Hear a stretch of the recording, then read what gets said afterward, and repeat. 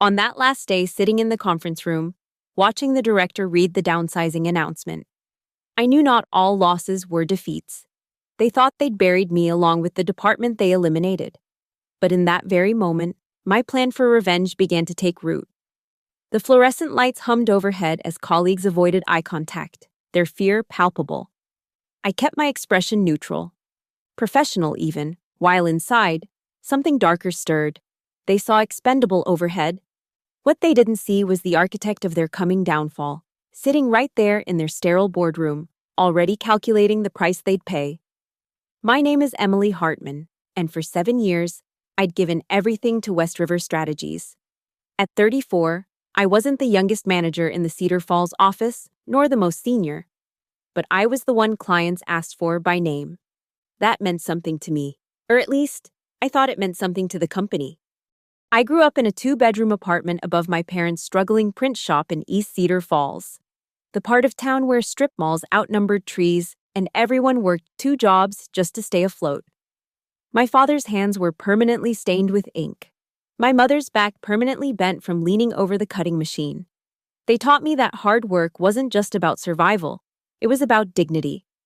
So when I landed the job at West River fresh out of state college, I treated every client meeting, every campaign deadline, every quarterly report like it was sacred. The office occupied 3 floors of a glass tower downtown, all clean lines and exposed steel beams, the kind of place that photographed well for recruitment brochures. My desk sat on the 14th floor, positioned perfectly to catch the afternoon sun. I'd earned that spot, worked my way up from a cubicle near the elevators where you could smell everyone's reheated lunch. Now I managed relationships with 12 major accounts, companies whose combined annual contracts totaled $43 million. I knew my clients the way other people knew their families. Tom Rodriguez at Redmond Electronics had a daughter starting Princeton this fall, pre-med, though she really wanted to study music. Sarah Kim from Skyline Apparel always scheduled calls after 10 a.m. because she dropped her twins at daycare first. Marcus Webb at Harbor Tech Industries preferred face-to-face meetings on Thursdays because his wife's chemo treatments were on Wednesdays. And he liked having something scheduled the next day to keep his mind focused. These weren't just professional courtesies I'd memorized, they were relationships I'd cultivated with genuine care. When Tom's daughter got accepted to Princeton, I sent a congratulations card. When Sarah mentioned struggling to find reliable childcare during a conference in Chicago, I connected her with my college roommate who ran a nanny service there. When Marcus's wife finished her first round of treatment, I quietly rescheduled our quarterly review without him having to ask. But West River Strategies didn't measure dedication in cards sent or problems solved. They measured it in billable hours and profit margins, in PowerPoint presentations to shareholders who couldn't pick a single client out of a lineup. The executive team worked from the top floor, the 20th, where the air literally felt thinner, more refined, like they'd installed special filters to keep the concerns of ordinary employees from drifting up. Our CEO, Richard Brennan, was the kind of man who used military metaphors in earnings calls and had his assistant print out emails so he could read them on paper. He'd been brought in 3 years ago to streamline operations, which everyone understood meant cutting costs while maintaining the fiction that we were still a premier agency. The other executives fell in line beneath him like dominoes, each one eager to prove they could cut deeper, squeeze harder, optimize better. I still believed in the work, though. Still believed that what we did mattered, helping businesses tell their stories, connect with their audiences, build something meaningful in the marketplace. Maybe that was naive. Maybe that's what made me such an easy target. While I was focused on nurturing client relationships, sending thoughtful emails at 11 p.m., reviewing creative briefs on weekends, the spreadsheet warriors on the 20th floor were drawing circles around entire departments, calculating how much they could save by turning human capital into severance packages. The morning everything changed started like any other. Coffee from the place on 3rd Street that knew my order. Oat milk cortado, extra shot. Emails sorted by priority while waiting for the elevator. A quick mental review of the day's calls.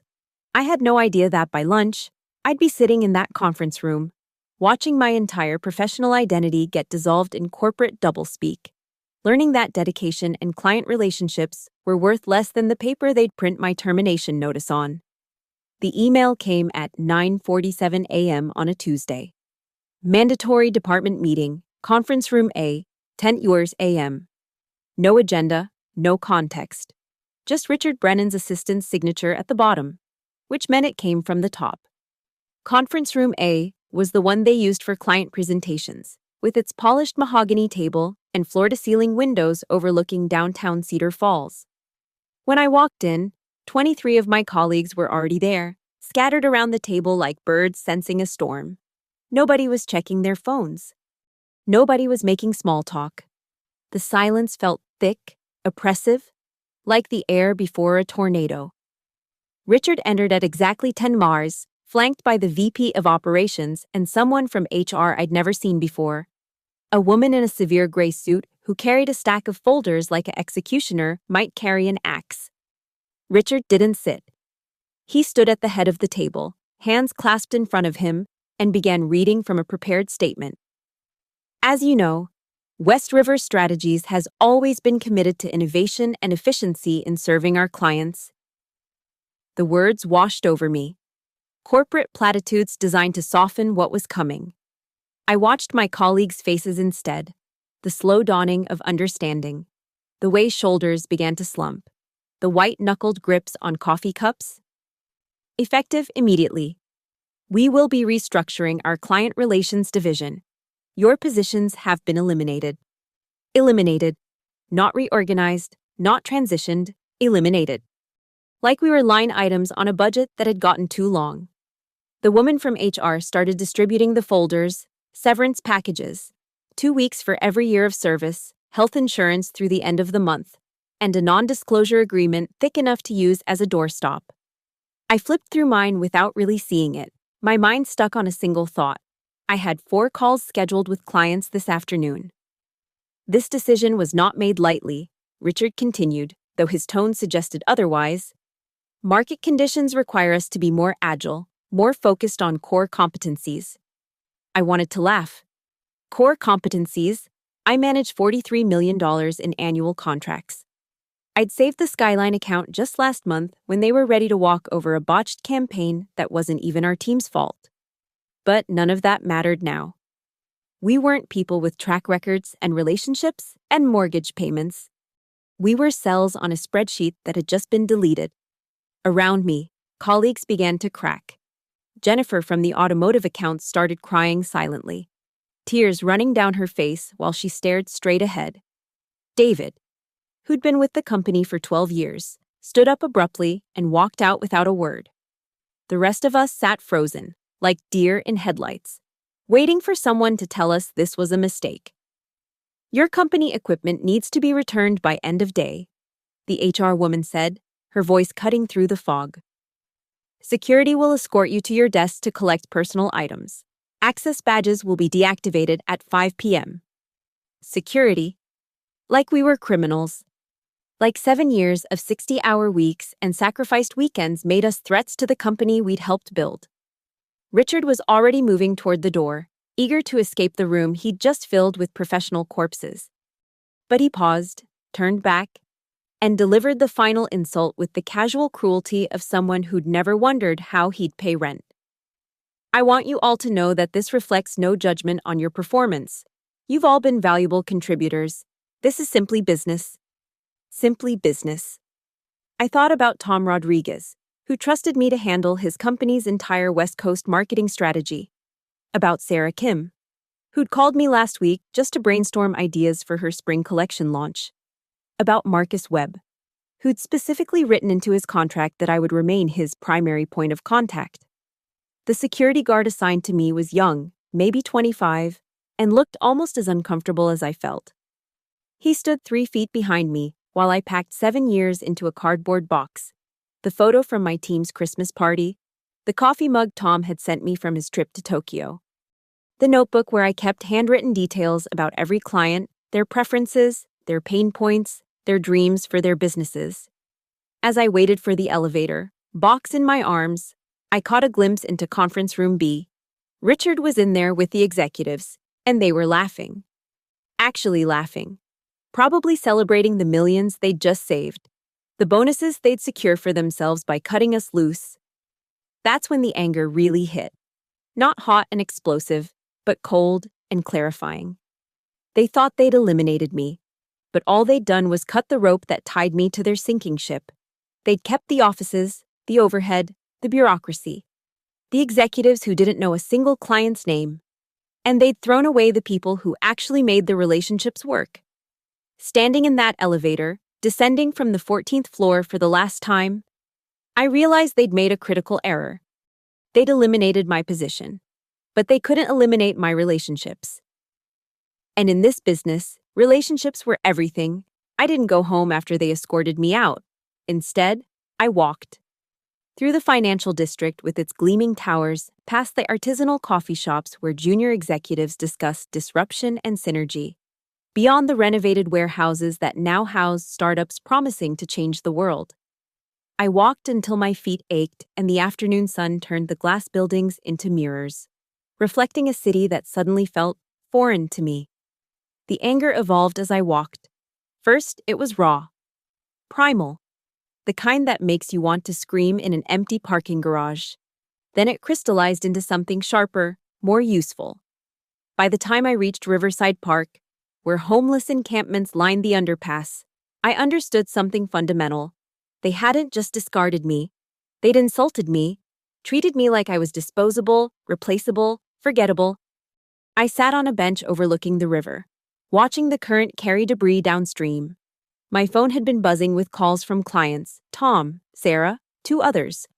But I let them go to voicemail. Not yet. I needed to think. West River had made a calculation. They'd looked at salaries, benefits, overhead, and decided they could maintain the revenue while cutting the people who generated it. They assumed clients would stay because of the company brand, the fancy offices, the legacy. They assumed wrong. The truth was beautifully simple. Richard Brennan had never sat across from Sarah Kim at 11 p.m., helping her work through a brand crisis when counterfeit products flooded the market. The VP of Operations had never spent his Thanksgiving answering panicked emails from Marcus Webb when a product launch went sideways. The executives on the 20th floor had never earned the trust I'd built one conversation, one solved problem, one genuine human connection at a time. That night, I sat at my kitchen table with a legal pad and a bottle of wine I'd been saving for a celebration. This would be a different kind of celebration. I wrote down every client's name, their contract values, their renewal dates. I knew this information by heart, but seeing it on paper made it real. $43 million in annual contracts, 12 major clients, and every single one had my personal cell phone number. The plan formed itself like a photograph developing in solution. I wouldn't just leave, anyone could do that. I wouldn't just find another job. That would be letting them win. No, I would take what they valued most, what they thought they owned but had never truly possessed. I would take the clients, but not through some desperate, chaotic scramble. This would be surgical, methodical, devastating. I spent the rest of the night researching. Corporation formation in the state could be done online for $300.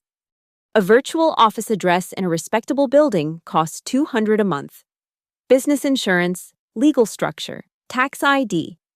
All the infrastructure of legitimacy could be assembled in days, not months. The gig economy had made entrepreneurship frighteningly accessible. By 3 a.m., I had a business plan sketched out. Not a full agency. That would require capital I didn't have and infrastructure I didn't need. Instead, a boutique consultancy, lean, agile, personal. Everything West River claimed to be, but wasn't. I would offer what the clients actually wanted, someone who answered their calls, who understood their business, who treated them as partners rather than revenue streams. The name came to me as dawn broke through my apartment windows. Hartwell Consulting, professional but personal. My mother's maiden name, a connection to the work ethic that had brought me here, and a clean break from everything I was leaving behind. I allowed myself one day to wallow. One day to drink coffee in my pajamas, to ignore the sympathetic texts from former colleagues, to feel the full weight of what had happened. But only one day. Because every hour I waited was an hour West River had to spin their narrative, to assign my clients to whatever account manager they could scramble to fill the gap. On Thursday morning, I put on my best suit, the one I'd bought with my first bonus, the one that made me feel like I could conquer the world. I went to the UPS store and rented a mailbox for the business address. I filed the LLC paperwork online. I ordered business cards from an overnight printing service, and then I made my first call, not to a client, to Angela Morrison, the best creative director I knew, who'd been laid off from West River 6 months earlier in a previous restructuring. She answered on the second ring. "Emily, I heard what happened. Those bastards." "Angela," I said, "how would you like to help me burn it all down?" She laughed, dark and delighted. "I thought you'd never ask." That's when I knew this wasn't just about revenge. It was about revelation. West River thought they were the power in this equation. They were about to learn that power isn't in corporate structures or glass towers or executives who read printed emails. Power is in relationships. And they'd just set all of mine free. The weapon was knowledge, not the kind you find in spreadsheets or quarterly reports, but the intimate intelligence that comes from really listening. 7 years of phone calls, coffee meetings, crisis management sessions. I knew my clients better than West River ever would. Take Tom Rodriguez at Redmond Electronics. On paper, he was a CMO managing a $30 million annual marketing budget. But I knew the real Tom. He'd built his career on bold campaigns that pushed boundaries, but West River kept pitching him safe, corporate vanilla. Last quarter, he'd explicitly asked for something that would make Apple nervous, and they delivered a campaign that looked like it was designed by committee. Because it was. Tom had been too polite to complain, but I'd seen his jaw tighten when he reviewed the creative brief. I knew he kept a folder on his desktop labeled "Maybe Someday," filled with innovative campaign ideas that West River deemed too risky. I knew he stayed late on Thursdays to call his daughter at Princeton, and that those calls often ended with him frustrated that he'd become the kind of executive who played it safe. He wanted his daughter to be proud of him, to see him as someone who still took chances. Then there was Sarah Kim at Skyline Apparel. West River saw a fashion company that needed standard seasonal campaigns, but Sarah was fighting a different battle. Fast fashion was eating her company's market share, and she needed guerrilla marketing, viral moments, authentic connections with younger consumers. She'd practically begged for a social media strategy that felt native to TikTok and Instagram, not transplanted from Facebook circa 2015. Instead, West River kept giving her traditional print and billboard campaigns with social media as an afterthought. I had screenshots of her texts. "Emily, can't we try something that doesn't feel like my parents' marketing? And I'm 38, and I feel ancient looking at these proposals. How are we supposed to reach 22-year-olds? Marcus Webb at Harbor Tech Industries was perhaps my most valuable intelligence asset. His company was West River's largest client, a $10 million annual contract that the executives treated like a given. They didn't know Marcus had been quietly meeting with other agencies. They didn't know his wife's cancer had changed his entire worldview, made him impatient with corporate bureaucracy, and desperate to work with people who understood that life was too short for bullshit. I knew Marcus had 3 specific frustrations with West River. First, they constantly pushed back his product launch timelines to accommodate larger clients. Second, they assigned junior account managers to his day-to-day needs while trotting out senior staff only for quarterly reviews. Third, and this was the killer, they'd accidentally included his company's confidential product roadmap in a pitch deck to one of his competitors. He'd never made a formal complaint, but he'd told me, after his 3rd whiskey at a client dinner, that he was one more fuck-up away from walking. But knowing their frustrations was only half the weapon. The other half was knowing their dreams. Tom wanted to be the CMO who revolutionized consumer electronics marketing, who proved that B2B companies could have B2C energy. Sarah wanted Skyline Apparel to be mentioned in the same breath as sustainable fashion pioneers, to build a brand that her teenage daughters would actually wear. Marcus wanted Harbor Tech to be more than profitable. He wanted it to be meaningful, to create technology that made people's lives genuinely better. West River had never asked about dreams. They asked about KPIs and ROI and market penetration. They spoke in acronyms and delivered in templates. I pulled out my notebook, the one I'd rescued from my desk, and found the page where I'd written down something Marcus had said 6 months ago. I don't need an agency. I need a partner who gives a damn. That was the vulnerability. The soft spot in West River's armor. They'd systematically removed everyone who gave a damn, kept everyone who gave a presentation. They'd created a company that looked impressive from the outside but was hollow at the core, like those facade buildings on movie sets, all front, no foundation. My phone buzzed. Tom Rodriguez again. This time I answered. Emily, thank God, I've been trying to reach you. What the hell happened? They assigned me to some kid named Bradley who asked me if Redmond Electronics was B2B or B2C. Are you kidding me? I let him vent for 5 minutes, making sympathetic noises while taking notes. Every complaint was ammunition, every frustration was an opportunity. Tom, I said when he finally paused for breath, what if I told you there was another way? The silence on the other end was loaded with possibility. I'm listening, he said. I smiled, looking out my apartment window at the city lights beginning to twinkle in the dusk. West River thought they'd eliminated a problem. Instead, they'd created a competitor who knew every weakness in their armor, every soft spot in their defense, every client who was one phone call away from leaving. They'd taught me well, perhaps too well. And now it was time to see if the student had become the master. The office was a disaster. 600 square feet on the 3rd floor of a building that had seen better decades, sandwiched between a tax attorney who chain-smoked despite city ordinances and a mysterious import-export business that never seemed to have any customers. The carpet was the color of old coffee. The fluorescent lights flickered like they were sending Morse code, and the previous tenant had left behind a motivational poster so faded you couldn't read the inspiration anymore. It was perfect. This is where you're going to steal $40 million in business? Angela asked, running her finger along a dusty windowsill. This is where we're going to build something real, I corrected, setting down a box of office supplies I'd bought with my credit card. West River spends more on their monthly Orchid subscription than I'm paying for this place. The rent was $1,800 a month, painful for my savings account but necessary for legitimacy. Clients needed an address that wasn't an apartment, a place they could visit if they wanted to verify I was real. More importantly, I needed a war room. Angela and I spent the weekend transforming it, not into something fancy. That would have been impossible and beside the point. We made it functional. One wall became a massive whiteboard where we mapped out every client, their contracts, their renewal dates, their pressure points. Another wall held a timeline, when to make each approach, how to sequence the dominoes for maximum impact. I worked 18-hour days. Coffee became a food group. My apartment became a place I visited occasionally to shower and grab clean clothes. But every hour invested was an hour closer to the reckoning.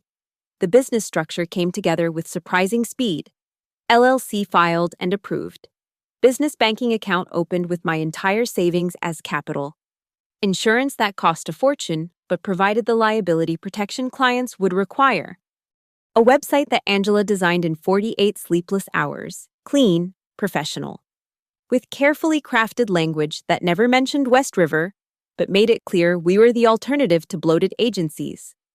Boutique, personalized, responsive. Angela read from the screen. Every word is a dagger to their heart.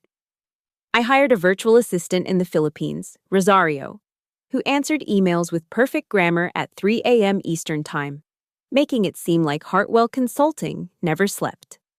I contracted with 3 freelance strategists I'd worked with over the years, people who could deliver quality work without the overhead of full-time employment, lean and mean, just like the business books preached, but West River had forgotten. The legal consultation was perhaps the most important investment. $800 for 2 hours with a corporate attorney who specialized in non-compete agreements. You signed this? She asked, reading through my West River termination papers. Had to. No signature, no severance. She smiled like a shark spotting blood. They fucked up. This non-compete is tied to your employment with their client relations division. That division no longer exists. They eliminated it, remember? Legally, you can't compete with something that doesn't exist. It was beautiful. In their haste to cut costs, they'd created a loophole big enough to drive a truck through. Or in my case, a new company. Late at night, when the building was quiet except for the hum of the ancient radiator, I'd stand at my whiteboard and plan.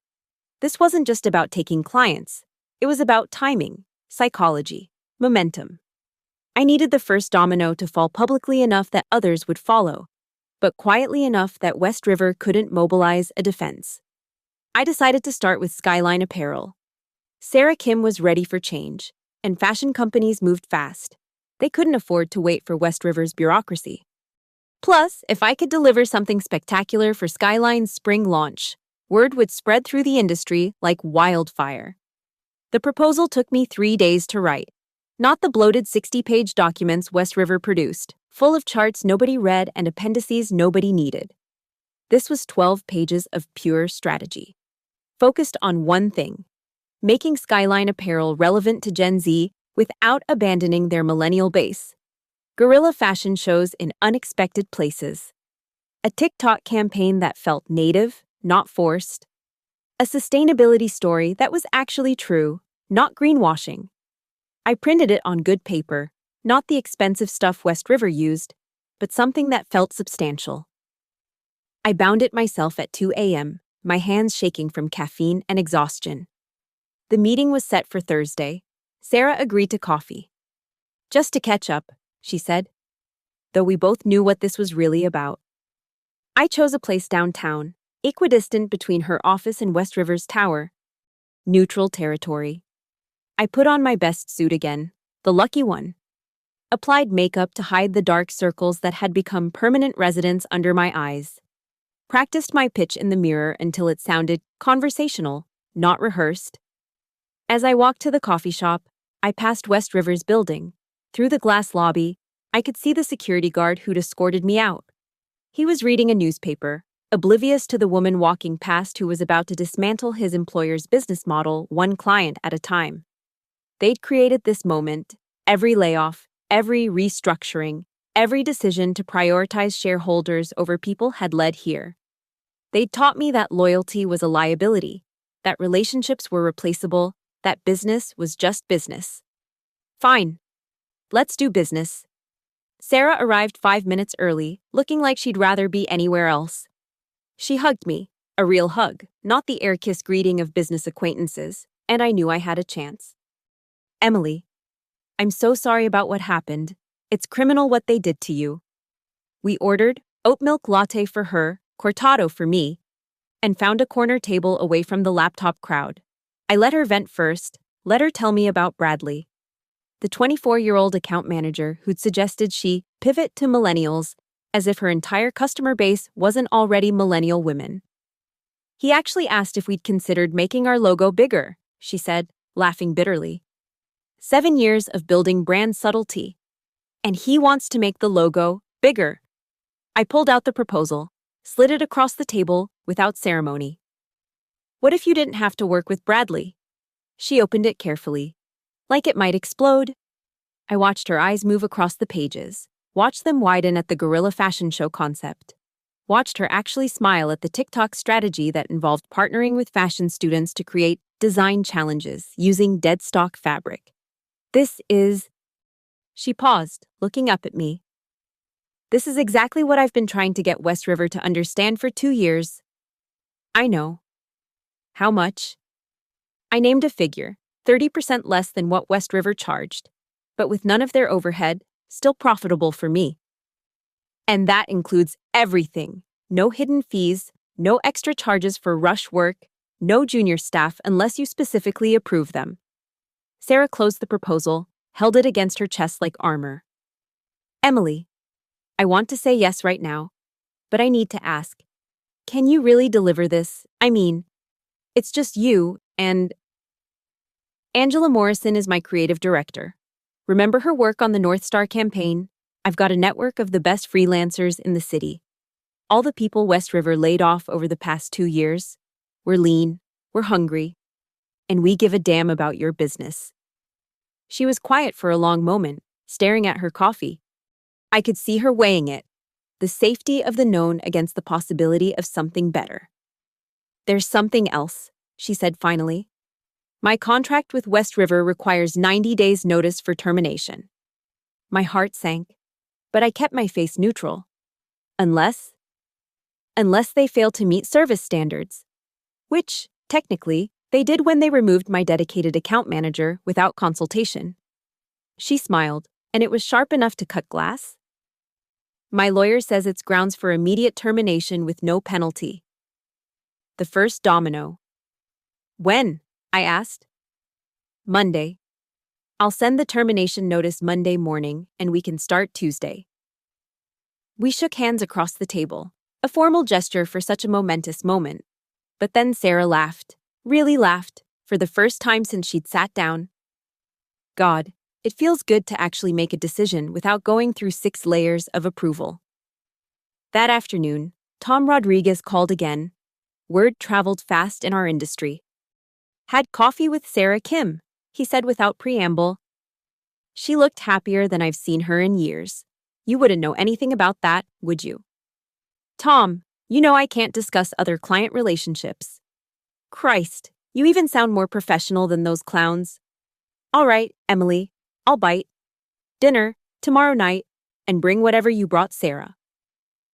By Friday, I had 3 meetings scheduled: Tom, Marcus Webb, and surprisingly, Jennifer Huang from Coastal Dynamics, a mid-sized client I'd barely worked with at West River, but who'd heard through the grapevine that something was happening.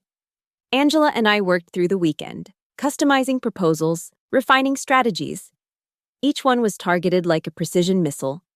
For Tom, a campaign that would position Redmond Electronics as the anti-Apple, human, approachable, innovative, without the pretension. For Marcus, a complete rebrand of Harbor Tech that centered on their work in medical devices, turning them from another tech company into a lifesaver. Literally. Sunday night, I stood in my shabby office, looking at the whiteboard.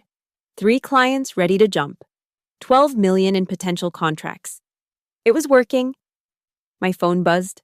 A text from a number I didn't recognize. "Heard you're making moves. Watch your back. Richard."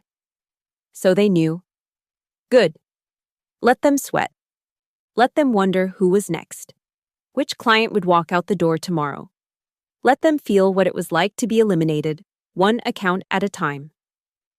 I texted back, simply business.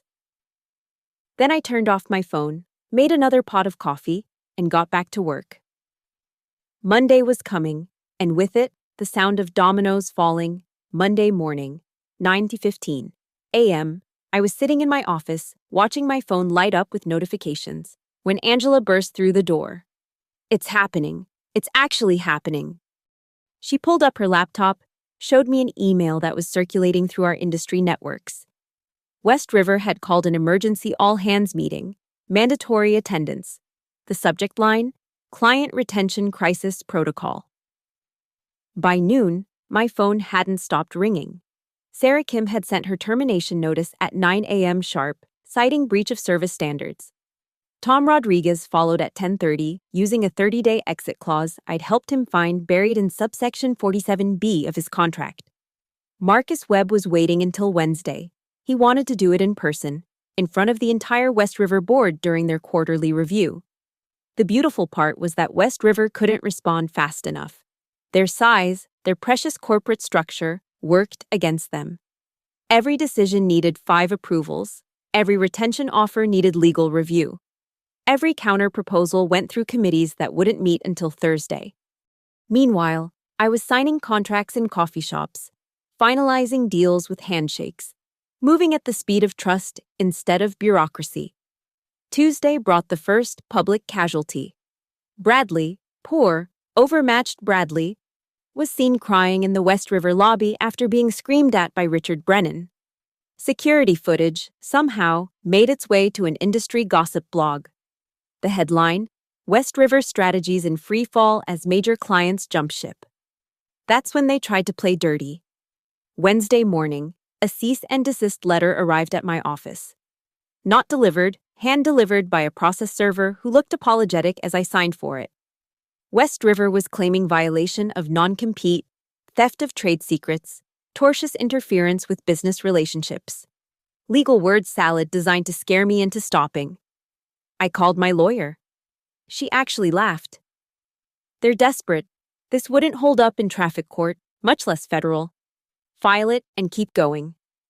But Richard wasn't done. That afternoon, Jennifer Huang called me, voice shaking. Emily, I just got off the phone with Richard Brennan. He said if I leave for your firm, he'll call every contact he has and make sure Coastal Dynamics never gets another contract in this city. Did he put that in writing? Of course not. Then it's just noise, Jennifer. He's scared. But what if... Jennifer, do you know why he's scared? Because in 2 days, I've taken $20 million in business. Because Sarah Kim is telling everyone who'll listen that she's gotten more done with me in 48 hours than in the last year with West River. Because Richard Brennan just realized that his company's actual value walked out the door when he eliminated our division. There was silence on the line. Then, send me the contract. Thursday was when Marcus Webb delivered his masterstroke. He didn't just terminate Harbor Tech's contract. He did it during West River's quarterly board meeting, in front of 3 institutional investors and 2 pension fund representatives. He stood up in the middle of Richard's PowerPoint about temporary client transitions and announced that Harbor Tech was moving to Hartwell Consulting, effective immediately. You eliminated the only person in your company who understood our business, Marcus said, his voice carrying in the silent conference room. Emily Hartman saved our product launch 3 times. She knew my team's names. She answered calls at midnight, and you threw her away to save money. Well, congratulations. You're about to save even more money, because you won't be handling our $10 million account anymore. The video, because of course someone recorded it, went viral in our industry within hours. By Friday, West River's stock had dropped 12%. Richard Brennan was reportedly locked in crisis meetings with the board. The VP of Operations, the one who'd stood beside Richard as he eliminated us, was seen updating his LinkedIn profile. But the real victory came in a quieter moment. Friday evening, I was alone in my office, finally allowing exhaustion to creep in. When my phone rang, it was Margaret Foster, West River's biggest client, a pharmaceutical company with a $50 million contract. Emily, she said, I heard what you've built. I'm listening. I leaned back in my cheap office chair, looking at the motivational poster I still hadn't removed. Its message too faded to read, but somehow perfect for this moment. Margaret, let me ask you something. When was the last time someone at West River called you just to ask how your business was doing? Not to upsell you, not to present a report, just to ask? The silence was all the answer I needed. I'll send you a proposal Monday, I said. After I hung up, I walked to my window and looked out at the city lights. Somewhere out there, in a glass tower, Richard Brennan was probably still in crisis meetings, still trying to understand how it all fell apart so fast. He'd never understand that he'd orchestrated his own destruction the moment he decided relationships were expendable. They'd eliminated my position. But they'd forgotten that in this business, the position was never the power. The relationships were, and now, those relationships were mine. 6 weeks later, I signed the lease on a real office. Nothing fancy, just a clean, modern space on the 7th floor of a building downtown, with windows that actually opened and carpet that had been installed this century. The kind of place where clients felt comfortable visiting, where my growing team could work without apology. The numbers were beautiful in their simplicity. $32 million in contracts secured. 8 former West River employees now working with me. All victims of various restructurings over the years. Angela had just hired 2 junior designers, kids fresh out of school who'd never learned the corporate doublespeak that poisoned places like West River. I was reviewing Margaret Foster's signed contract, the full $50 million, the whale that West River couldn't afford to lose, when my assistant knocked. Emily, there's someone here to see you. Richard Brennan. I let him wait 15 minutes. Petty? Maybe, Satisfying? Absolutely. When I finally walked into the reception area, he looked smaller than I remembered. His expensive suit couldn't hide the slump in his shoulders, the defeat in his eyes. He stood when he saw me, attempted his trademark firm handshake, but his grip felt hollow. Emily, your office is nice. It's functional, I said, not offering him anything more. We stood there. Two people who'd sat in that conference room 8 weeks ago in very different positions. The silence stretched until he finally broke. The board fired me this morning. I said nothing. They're bringing in new leadership, someone who understands the value of human capital. He laughed bitterly. That's literally what they said, human capital. What do you want, Richard? He looked at me then, really looked at me, maybe for the first time. I wanted to understand how you did it, how you took everything so fast. I could have been cruel, could have twisted the knife, listed every mistake he'd made, every person he'd undervalued, every relationship he'd destroyed. Instead, I gave him the truth. You thought you were eliminating positions. You were eliminating people. And people remember. He nodded slowly, like he was hearing something profound instead of obvious. Then he turned to leave, stopped at the door. For what it's worth, he said, you were one of the best we had. I know, I said. That's why I'm not there anymore. After he left, I went back to my office, my real office, with its decent carpet and working air conditioning and wall of signed contracts from clients who trusted me. Not a corporate logo. Sarah Kim had sent flowers that morning, celebrating their most successful product launch in 5 years. Tom Rodriguez had referred 2 new clients without being asked. Marcus Webb's wife had sent a handwritten note, thanking me for being the kind of partner who understood that business was personal. The sun was setting over Cedar Falls, painting the sky the color of opportunity. My phone buzzed with new messages, potential clients, former colleagues asking about positions. Angela sending mock-ups for tomorrow's presentation. The business of building something real, something that mattered. I pulled out my laptop and started typing an email to my team, the one that would become our unofficial motto. They thought they'd buried us. They didn't realize we were seeds. Then I closed the laptop, grabbed my coat, and headed home. Not in defeat, not escorted by security, not with a cardboard box of memories. Just a woman who'd learned that sometimes the best revenge isn't destroying what hurt you, it's building something better from the ashes they left behind. West River Strategies still existed, would probably continue existing in some diminished form. A cautionary tale told in business schools about the cost of treating people like spreadsheet cells. But they'd never recover what they'd lost. Not the money. They had insurance for that. Not the clients. They'd find new ones eventually. What they'd lost was the knowledge that only comes from caring, the loyalty that only comes from respect, the success that only comes from understanding that business isn't about strategies or synergies or shareholder value. It's about people. It always has been. They'd eliminated my position at West River Strategies. But in doing so, they'd created something far more dangerous, a competitor who knew their every weakness and had nothing left to lose. No, that's not right. I had everything to gain, and I took it all. They thought they'd eliminated me, but I eliminated them from my clients' contracts instead. Thank you so much for listening to this story of corporate revenge and redemption. I'd love to know where you're listening from. Drop a comment below and let's connect. If this story resonated with you, please subscribe to the channel and share your own thoughts about workplace justice and second chances. Have you ever turned a career setback into your greatest triumph? Let me know in the comments.